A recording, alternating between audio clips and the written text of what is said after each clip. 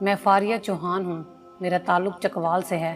میرے والد صاحب پاکستان ریلوے میں اعلیٰ عہدیدار تھے، مگر میرے بچپن میں ہی ان کا انتقال ہو گیا تھا۔ میرے والد صاحب کو ملنے والے تمام فنڈز میرے چچاؤں نے میری ماں سے ہتھیا لیے تھے، اور میرے والد کی وفات کے 1 ماہ بعد ہی پھر ہمیں یہ کہتے ہوئے گھر سے نکال دیا تھا۔ بھائی مرنے سے پہلے یہ گھر اپنی ماں کے نام کر گئے تھے۔ میرے نانا نانی بھی فوت ہو چکے تھے۔ میری ماں کی صرف ایک بہن تھی، کوئی بھائی بھی نہیں تھا۔ اس لیے میری ماں مجھے لے کر اپنی بہن کے گھر آ گئیں۔ میری خالہ کی شادی ہو چکی تھی اور میرے خالو نے ہمیں وہاں رہنے کی اجازت دے دی۔ میرے خالو ایک پرائیویٹ کمپنی میں جاب کرتے تھے۔ کچھ ہی دنوں میں میری ماں کو محسوس ہوا کہ خالو انہیں ٹھیک نگاہ سے نہیں دیکھتے۔ جب بھی میری ماں ان کے سامنے جاتی تو وہ میری ماں کو اوپر سے نیچے تک بڑے ہی غور سے دیکھتے، کیونکہ میری ماں ابھی جوان تھی اور اپنی بہن سے زیادہ گوری اور خوبصورت بھی تھی۔ میری ماں کو یہ سب اچھا نہیں لگتا تھا۔ آخر ایک دن تنگ آ کر انہوں نے اپنی بہن کو سب کچھ بتا دیا۔ میری خالہ نے میری ماں کی سائیڈ لینے کی بجائے انہیں برا بھلا کہنا شروع کر دیا اور کہا کہ تم ہی غلط ہو، میرے شوہر پر الزام لگا رہی ہو، وہ تو ایسے ہیں ہی نہیں۔ اور پھر کچھ ہی دنوں میں انہوں نے بھی ہمیں اپنے گھر سے نکال دیا۔ میرے خالو نے تو بہت کوشش کی کہ ہم وہیں ان کے پاس رہیں، مگر میری خالہ بہت لڑاکی تھی۔ ان کے سامنے میری خالو کی ایک نہ چلی۔ میری ماں اور میں روتے ہوئے وہاں سے چلے گئے۔ میرے والدین کے پاس مجھ سے بڑی ایک اولاد تھی جو کہ ٹرانسجینڈر تھی۔ میرے والد صاحب نے اسے رکھنے سے انکار کر دیا اور میری ماں سے کہا کہ اسے کسی ہجڑوں کے گروہ یا کسی فلاحی ادارے میں چھوڑ آؤ، مگر ماں چونکہ ماں ہوتی ہے، اس لیے میری ماں اپنی اولاد کو خود سے ہمیشہ کے لیے جدا نہ کر سکی، اور میرے ٹرانسجینڈر بھائی جس کا نام عارف تھا کو اپنی ایک بے اولاد دوست کے حوالے کر آئی تھی اور کہا تھا کہ میں وقت آنے پر اپنی امانت لے جاؤں گی۔ میں اپنے ٹرانسجینڈر بھائی سے بچپن میں 1-2 بار ملی تھی۔ اس کے بعد میں نے پاپا کو بتا دیا کہ میری ماں کسی عجیب سے بچے کو ملنے جاتی ہے، تو میرے والد صاحب نے میری ماں کو بیلٹ کی مدد سے بدترین تشدد کا نشانہ بنا ڈالا، اور وہ دن اور آج کا دن میں کبھی اپنے ٹرانسجینڈر بھائی سے نہیں ملی۔ نہ کبھی میری ماں مجھے ساتھ لے کر گئی، اور نہ ہی مجھے پتا ہے کہ میری ماں عارف سے ملتی بھی ہے یا نہیں۔ خالہ کے گھر سے نکالنے کے بعد میری ماں مجھے اپنے کام والی ماسی کے گھر لے گئی۔ کام والی ماسی جو کہ پہلے بھی میری ماں کے بارے میں سب کچھ جانتی تھی، انہوں نے ہمیں اپنے گھر میں رکھ لیا۔ ان کی ایک بیٹی اور ایک بیٹا تھا۔ بیٹی کی شادی کر دی تھی، مگر بیٹا ابھی کنوارا تھا۔ بیٹا کام کے سلسلے میں دوسرے شہر رہتا تھا اور وہیں کا ہو کر رہ گیا تھا، مطلب کہ سالہ سال وہ گھر نہیں آتا تھا اور نہ ہی کوئی پیسے بھیجتا تھا، اس لیے ماسی کو اپنا گزارا کرنے کے لیے گھروں میں کام کرنا پڑتا تھا۔ میری ماں مجھے پڑھانا چاہتی تھی، اب رہنے کے لیے گھر بھی مل گیا تھا۔ بس میری پڑھائی اور گھر کے اخراجات کے لیے میری ماں اب ماسی کے ساتھ کام پر جانے لگی۔ وقت یوں ہی گزرنے لگا، میں جوانی کی طرف بڑھتی گئی اور میری ماں کی عمر ڈھلنے لگی۔ جب میں نے اسکول سے کالج، پھر کالج سے یونیورسٹی میں داخلہ لیا تو وہاں میری ملاقات اعجاز علی بھٹ سے ہوئی۔ پہلے دوستی اور پھر یہ دوستی رفتہ رفتہ پیار میں بدل گئی۔ اعجاز مجھے سچ میں سچی محبت کرنے لگا تھا۔ وہ ایک امیر باپ کا بیٹا تھا۔ میں روزانہ اس کے ساتھ اس کی گاڑی میں بیٹھ کر گھومنے چلی جاتی۔ میری تو دنیا ہی بدل گئی تھی۔ مجھے میری ماں کا کوئی احساس نہ رہا۔ مجھے بھی اس کی محبت پہ یقین ہو چکا تھا۔ اب وہ مجھ سے شادی کرنا چاہتا تھا۔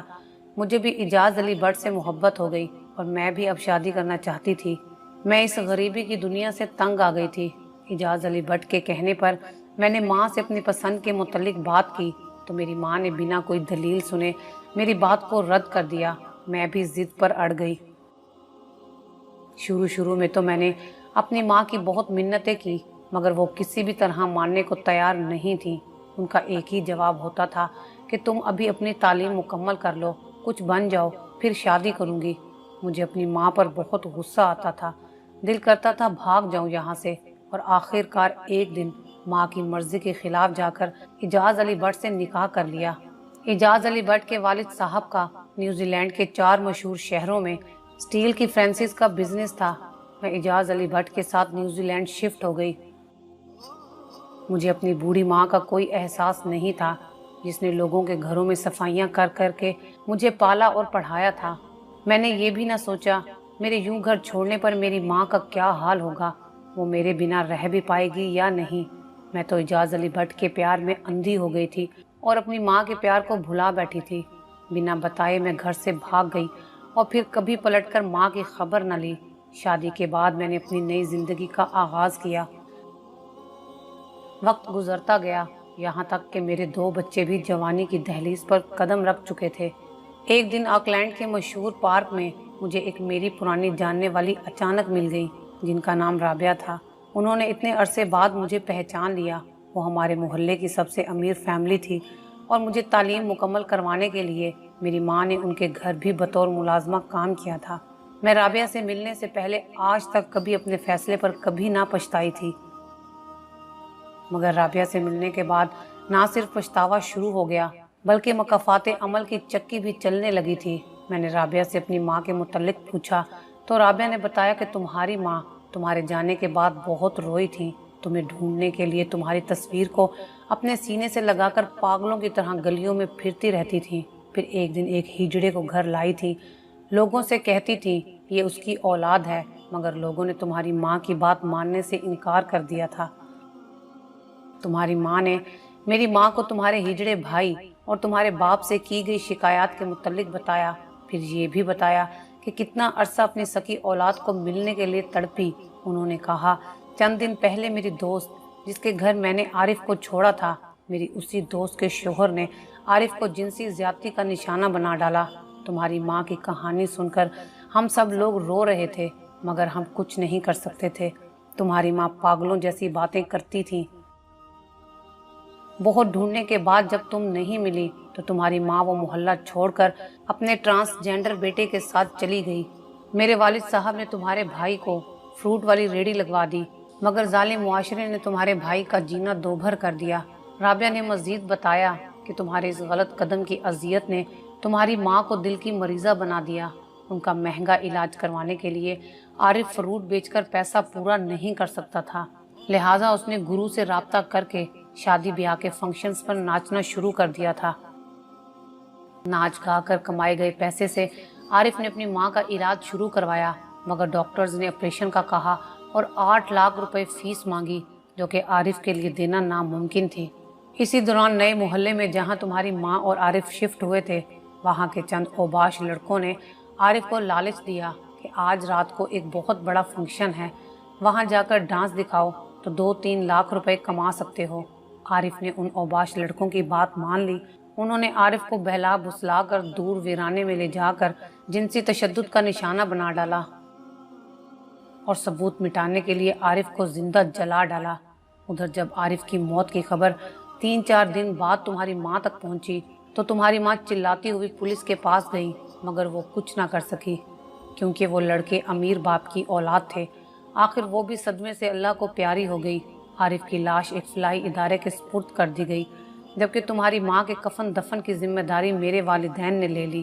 تمہارے خالہ خالو کو اطلاع کے باوجود بھی کوئی تمہاری ماں کی آخری رسومات میں شرکت کے لیے نہیں آیا۔ رابعہ کی بات سن کر میں رونے لگی۔ میں نے سہارے کے لیے رابعہ کے کندھے پر سر رکھنا چاہا تو رابعہ نے میرا سر جھٹک دیا۔ رابعہ مجھے یہ کہہ کر چھوڑ کر چلی گئی کہ تم نے بہت غلط کیا، تمہیں ذرا بھی اپنی ماں کا احساس نہیں ہوا تھا۔ پہلی بار مجھے احساس ہوا تھا۔ میں بہت روئی۔ میں گھر واپس آئی تو دیکھا کہ میری بیٹی اپنے غیر مسلم بوائے فرینڈ کے ساتھ نازیبا حرکات کر رہی تھی۔ میں نے اپنی بیٹی پر ہاتھ اٹھا دیا۔ اعجاز ان دنوں پاکستان آئے ہوئے تھے اور بیٹی کو اس طرح سے تھپڑ مارنا وہاں کے قانون کے خلاف تھا۔ میری بیٹی وہاں کے ماحول میں پلی بڑھی تھی۔ اسے مجھ پر بہت غصہ آیا اور اس نے اپنے بوائے فرینڈ کے ساتھ مل کر پولیس بلوا لی، مجھے گرفتار کروا لیا۔ وہیں میری بیٹی نے مجھے سائیکو پیشنٹ قرار دیا اور میرے بیٹے نے بھی میری کوئی حمایت نہ کی اور مجھے 6 ماہ کے لیے ایک ادارے کے سپرد کر دیا گیا جہاں میرا دماغی علاج ہو سکے۔ میرے اسی کیس کے دوران میرے شوہر نے بھی میری خبر نہ لی اور وہ ایک ایکسیڈنٹ میں فوت ہو گئے۔ مجھے شوہر کا آخری بار دیدار بھی نصیب نہیں ہوا کہ کہیں میں اپنی دماغی حالت کی وجہ سے کسی کو نقصان نہ پہنچا دوں۔ شوہر کی موت کے بعد کاروبار بیٹے نے سنبھال لیا اور مجھے ہمیشہ کے لیے اولڈ ہوم چھوڑ آئے۔ میں اب ایک عرصے سے اولڈ ہوم میں ہوں۔ شاید مرنے کے بعد بھی میری اولاد مجھے نہیں اپنائے گی اور مسلم ہونے کے باوجود مجھے عیسائی انداز میں دفنا دیا جائے گا۔ میری لاکھوں منتوں کے بعد ایک دو بار رابعہ مجھ سے ملنے آئی تھی، مگر اس بار اس نے بھی معذرت کر لی اور کہا کہ میرے پاس اتنا ٹائم نہیں ہوتا کہ میں تمہارے پاس آ سکوں۔ میں دن رات روتی ہوں، چلاتی ہوں، میں پاگل نہیں ہوں، میں ٹھیک ہوں، مگر میری بات پر کوئی یقین نہیں کرتا۔ میں رو رو کر اپنے اللہ سے معافیاں مانگتی ہوں۔ اپنی ماں کا چہرہ بار بار میری نظروں کے سامنے آتا ہے۔ میں جب بھی اپنی ماں سے معافی مانگنے کے لیے ماں کی طرف دوڑتی ہوں تو وہ غائب ہو جاتی ہے، اور پھر جب میں بہت روتی ہوں تو وہ پھر سے میرے سامنے آ جاتی ہے۔ میں کیا کروں؟ میں اب یہاں پر اپنی آخری سانس تک قیدی بن کر رہوں گی۔ میری موت کے بعد اگر کوئی مسلمان فیملی میری لاش کو اسلامی انداز میں دفن کرنے کی ذمہ داری لے گی تو میری میت ان کے حوالے کر دی جائے گی، نہیں تو ادارے کے رواج کے مطابق مجھے دفن کر دیا جائے گا۔ میں اپنی کہانی کے اختتام میں فقط اتنا ہی کہوں گی کہ اگر آپ کی محبت آپ کے والدین کے لیے اذیت بننے لگے تو خدا کے لیے اپنی محبت چھوڑ دیں۔